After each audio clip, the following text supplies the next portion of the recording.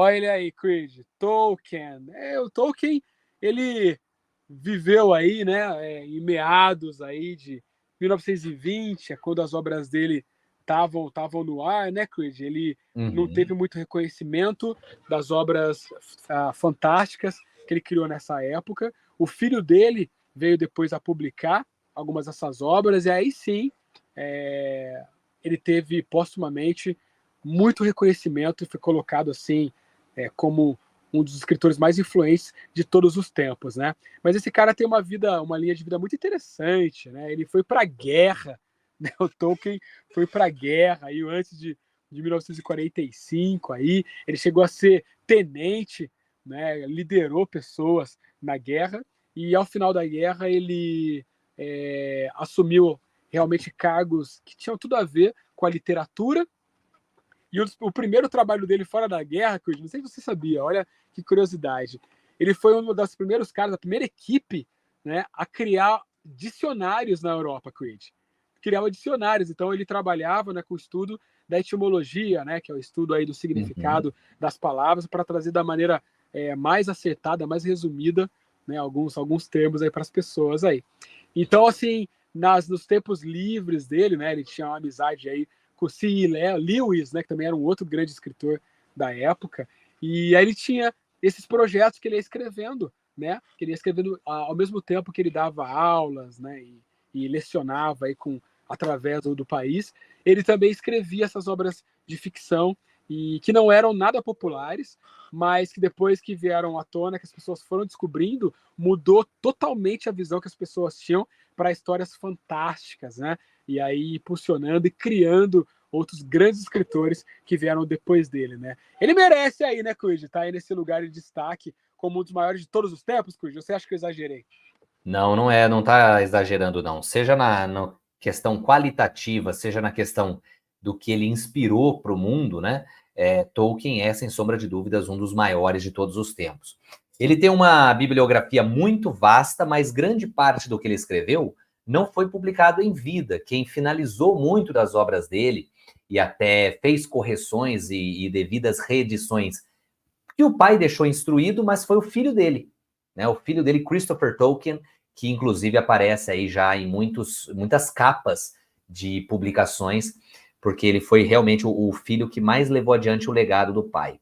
O Tolkien nasceu, na verdade, na África do Sul, morou um tempo lá, né? Ele era no tempo que estava o domínio inglês sobre a África do Sul, mas ele depois acabou voltando e morando principalmente na Inglaterra. Teve uma infância pobre e difícil, porque a família dele era uma família de anglicanos. E a mãe dele se converteu ao catolicismo depois da morte do pai ou durante a vida do pai, né? E o pai morreu cedo, a mãe que criava, e a família a renegou. Não quis saber assim dela por causa dessas questões religiosas na Inglaterra ainda são muito fortes, né? De tradição religiosa da família. E aí o que acontece? Ela foi criá-lo sozinha, com as suas dificuldades, ele e os irmãos, né? E quem ajudou muito a cuidar do Tolkien e motivá-lo na vida foi um padre. Então o Tolkien tinha uma ampla ligação com a fé católica, e essa ampla ligação, misturada com experiências de vida e o gosto literário que ele tinha, acabaram se amalgamando e criando muitas das obras dele, especialmente aquelas ligadas à Terra-média. Não dá para dissociar as histórias da Terra-média da fé católica. Só que o Tolkien tinha um grande amigo que também faz muito sucesso com livros ligados ao cristianismo, porém evangélico, protestante, que é o C.S. Lewis, que fazia inclusive parte de um clubinho que eles tinham de discussão literária em um bar que eles iam lá na Inglaterra. Inkling, E acho o que era do grupo, né? The Inkling. Inklings, The Inkling. Isso. exatamente. Os dois são os mais famosos lá do grupo, né? E o que aconteceu era curioso, porque o C.S. Lewis era ateu, o Tolkien tentou convertê-lo, mas bateu na trave para o Tolkien, porque o C.S. Lewis se converteu, mas ele levou a vida como anglicano e não como católico. De qualquer modo, o Tolkien tinha uma grande diferença do C.S. Lewis. Quando você lê as Crônicas de Nárnia, você vê tudo que está descrito ali muito ligado à fé cristã. É muito evidente, né, as comparações que eles fazem. O Tolkien, ele falava assim que ele não gostava da alegoria evidente. para ele, uma obra tinha que ser uma obra excelente de se ler, e se a pessoa notasse a alegoria, melhor ainda. Então, eu estou dando um curso lá no meu canal católico Programa Veritas, que destrincha os elementos católicos da obra. Só que você pode ser um cara que não seja católico, leia e ame. Ou assista a adaptação do Peter Jackson e ame. Porque o Tolkien gostava disso também. Ele falava, não precisa ser evidente. É para ser um bom romance, uma boa história, independente da questão da fé. Se você tiver fé, você vai absorver muito mais as maravilhas. De fato, de todas as obras que ele escreveu, O Senhor dos Anéis, que era para ser um livro só, né? Isso aqui, inclusive, foi presente do Márcio, essa versão importada de comemoração dos 50 anos, né? Uhul! Já até Excelente. embrulhei bonitinho, coisa Olha linda, né? isso! Nossa. Lindo demais. E o Tolkien queria que publicasse assim, volume único. Não era para ser 3 livros. Mas a editora, na época, achou que não seria o sucesso e acabou cortando em 3 obras. Sociedade do Anel, Duas Torres e O Retorno do Rei. Só que a coisa foi um sucesso estrondoso. Inclusive o Hobbit e outros livros da Terra-média, que hoje fazem parte de uma coleção imensa, com muitas e muitas páginas de leitura. Cara, uma curiosidade legal também, né, Cuide, é que o Hobbit, né, que foi a primeira grande obra dele aí, ele escreveu na intenção de entreter os 4 filhos dele, né? Ele escreveu em 1930 e a meta dele era contar essas histórias fantásticas para os filhos, né? Aquela aventura do Hobbit. E é verdade, cara, o Hobbit, eu admito que eu ainda não terminei, cara. Eu comecei a ler, não terminei o Hobbit ainda.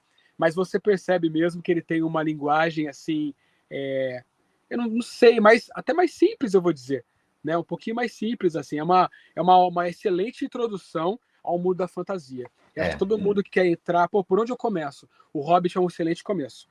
Ele tem um ritmo assim bem leve, mas ainda assim vai introduzindo pontos importantes assim que vão ser utilizados depois em outras grandes obras, aí como o Kurt bem comentou, né, Senhor dos Anéis, né, principalmente, né? Então é muito muito interessante você observar esses aspectos, né, e te ver esses bastidores que ajudam a gente a entender melhor assim essas obras, né, Kurt? Sem contar que muitas vezes os livros dele entram nas listas de livros mais influentes, uma das coleções mais vendidas e continua vendendo muito. Tanto é que lança um negócio novo de O Senhor dos Anéis, igual a série que tem na Amazon, a galera corre comprar O Senhor dos Anéis. Sai uma nova edição, compra a nova edição. Sai uma versão ilustrada, compra ilustrado. Vende muito. Senhor dos Anéis é uma franquia que vende muito, né? E o Peter Jackson, embora ele não tenha conseguido levar muitas coisas importantes do livro pro filme, fez uma adaptação que visualmente é muito deslumbrante e muito da essência da obra está ali. Não é à toa que é até difícil imaginar alguém fazendo um remake de O Senhor dos Anéis, porque a coisa já está tão linda e gravada na mente, com aqueles personagens, aquele elenco, que é difícil dissociar. Para quem tem medo de se aventurar em O Senhor dos Anéis por causa dessa verborragia de Tolkien. Tolkien é verborrágico, mas especialmente no começo do primeiro livro, tá, gente? Depois, na segunda metade do Sociedade do Anel e nos outros, ele é muito mais fluido, tem muito mais ação, e é o livro para você ir lendo e contemplando a beleza das palavras. A forma que o Tolkien coloca algumas palavras, nunca tive vontade de chorar em livro. Tem momentos que dá vontade de chorar ali, mas não é por tristeza. A beleza do idioma. Ele era um linguista, ele era professor das línguas inglesas na universidade, né? E também, inclusive, lutou, como o Márcio citou, na Primeira Guerra Mundial. Inclusive, ele é sobrevivente da Batalha do Somme, que foi a batalha mais sangrenta de toda a Primeira Guerra Mundial e uma das batalhas mais sangrentas da história. Então ele é um cara assim que tem um escopo de vida e de conhecimento incrível. O cara criou línguas. O pessoal fala, ele criou o élfico. Ele não criou só o élfico. Ele criou tipos de élfico. Ele criou várias línguas ali para a obra, né? Era um gênio. E O Senhor dos Anéis figura como uma das obras, e uma lista que eu vi recentemente, se eu não me engano, coloca como a obra mais influente do século XX. Então, é para todos os gostos, para todas as idades, uma obra virtuosíssima, e isso saído da mente de um senhorzinho, claro, na época ele estava mais jovem, né? Mas tão simples, tão modesto e tão incrível, né? Realmente. Fica aí nossa homenagem a Tolkien, um dos melhores de todos os tempos.